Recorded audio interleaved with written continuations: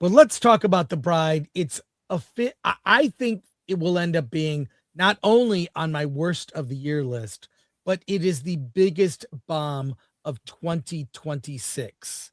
It's a $90 million budget, not to mention 60 plus million for marketing. 90 million.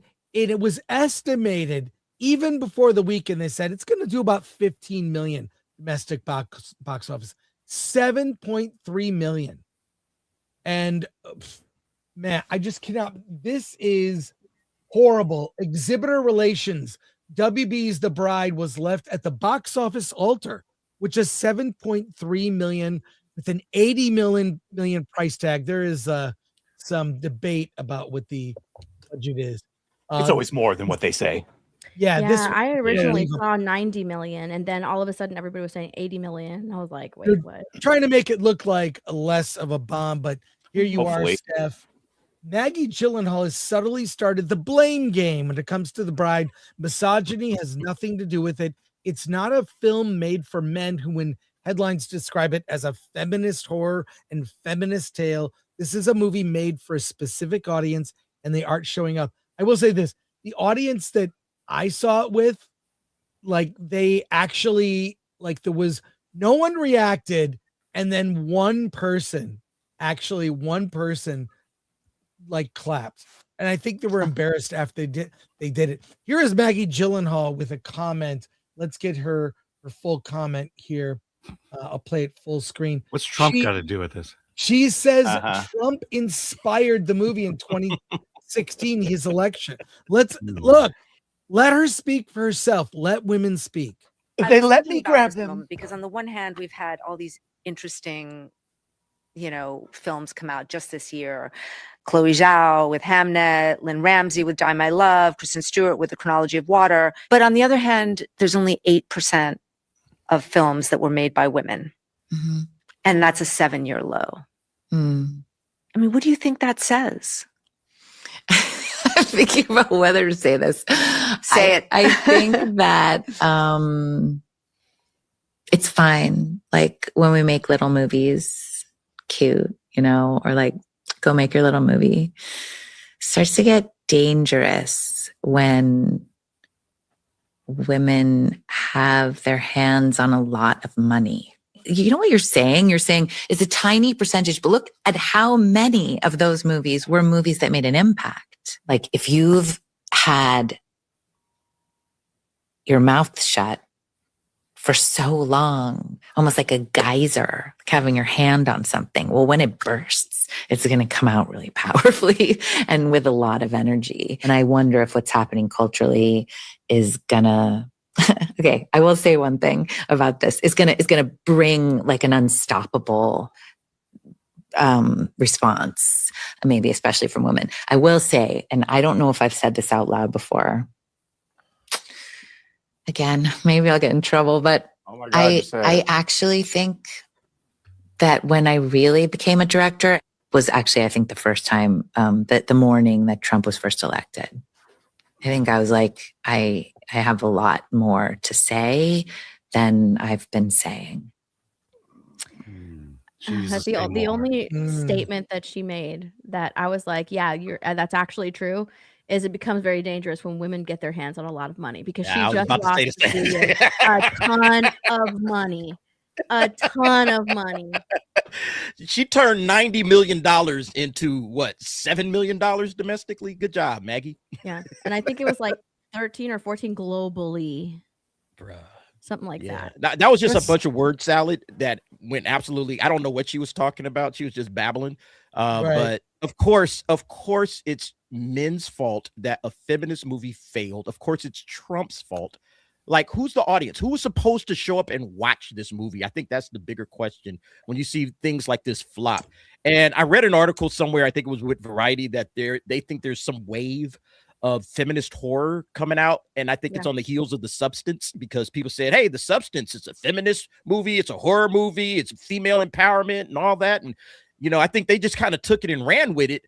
And they ended up making this, and this was not worth $90 million. I don't know why they thought that this was a $90 million. Maybe it's Christian Bale and his, salary. But yeah, this was, bro, this is crazy.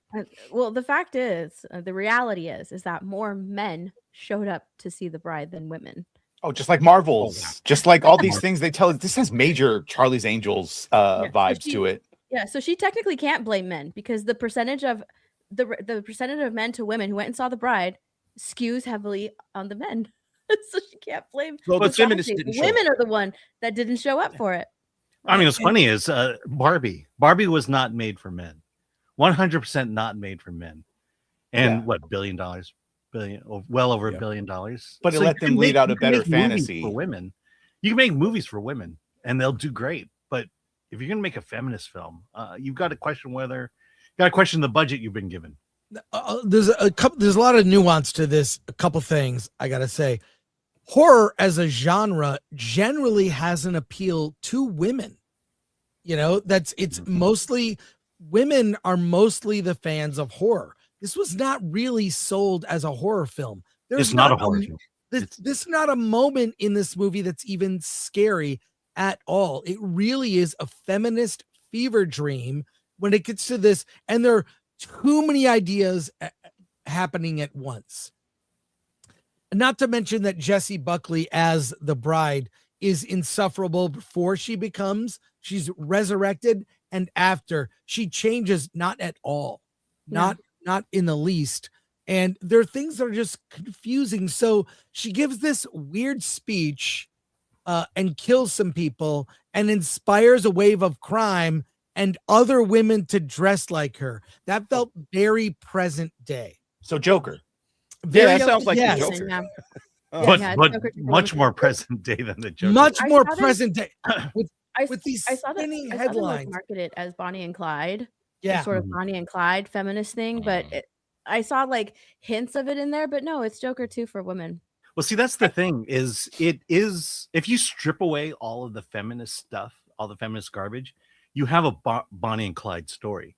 You have a love story between a man who's been lonely for a century at least, pieced together by different people, and then a woman who just became like him, immortal, and trying to find love. And if you had just stripped everything away, you probably have a much better story, and you can focus on that love story between the two. But instead, it is decidedly a feminist piece.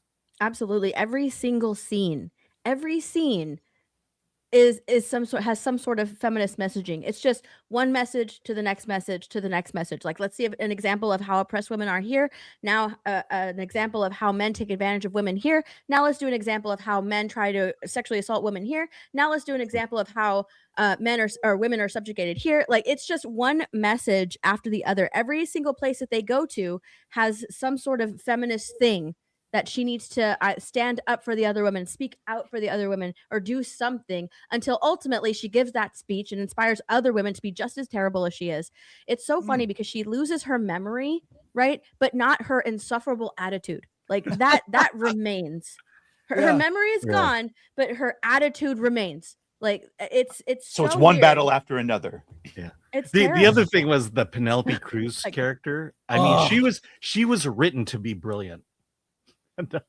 Right. And she's the smart one. What's weird is her dialogue made her look smart. They're going to be spoilers here. Spoilers. I don't think anyone cares. They give an explanation in the third act for why Jessie Buckley's bride acted the way she did. She was an undercover gangster mole working for Peter Sarsgaard's detective character. Yeah. Who had an affair with her, and she was trying to help him get info on the gangsters. That's why she acted out. But they didn't give you that you didn't know that until it all is revealed in dialogue in the third act. I barely understood it when they revealed it. So badly written. Maggie Gyllenhaal is to blame for this failure. Mm-hmm. And this would have been a decent movie. It was made for $5 million, a little indie movie. But yes, and I'll say this is going to sound even more radical, but I want you to think about it. I think that male directors are better at directing female performances than women are at directing male performances. let me tell you why. So many, you can look in the past, and this is a numbers game. Yes, you can set that aside. When you look at women who've given outstanding performances, they're directed by men. Why? I'll tell you what my theory is. I believe men have empathy for the female characters they direct. And I think women who are directors who diminish their male characters, who make them look stupid, they have anger and derisive hate towards men. And the hate towards men comes out, so the characters are like that. Well, you can see that in this movie. You can see that. She turned Frankenstein into a simp. Yes. And then he gets his head blown off. Like, he's full simp in the movie. He gets rejected by his bride. She's not the bride of Frankenstein. She's just the bride. She comes into her own, and then he dies. Like, Chris, have you said that theory out loud before? Being rejected I've by his bride that he had reanimated. But what you were saying, that scene with Skarsgård, where you get that revelation. Skarsgård, come on, Skarsgård, but Skarsgård. Even that realization, like revelation, that doesn't even matter, because she's just like, whatever, I don't care, I don't remember. she shoots him. Like, it doesn't even matter. So why put that in there? It didn't even matter. Had no bearing on the story or her character whatsoever. Didn't matter. Well, this thing, female directors, I think, are projecting their hatred, jealousy, anger towards men, and it comes off in the way they portray their male characters. Whereas I believe, and this is only because a couple things, I've watched a lot of movies, I've met a lot of directors, both male and female, and also Alan and I have both seen a lot of movies sent to us by young emerging female directors.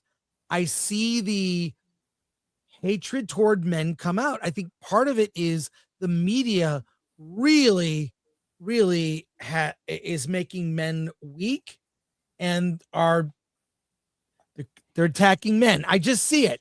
I see it. I'm connecting dots, and it's like, I see this all the time. Well, Chris, the reason I asked you if you'd said that before is because I can't now remember where I watched, but there was a video about this. It was like, yes, the reason men are better directors is they have empathy and they can put themselves in the place of the female character and then react according to story. But most female directors seem not to do that. And you added the extra component of why. It's because they have that built-in resentment. Men are bad. Men are the enemy. They're the oppressor. Patriarchy. And so you get these, it's just very hard for them to put themselves and think like a man and not add layers of toxicity to it. This is also breaks the streak of WB. Warner Brothers had movies opening at number one. Every movie they released opened at number one. This broke the streak. It broke the streak.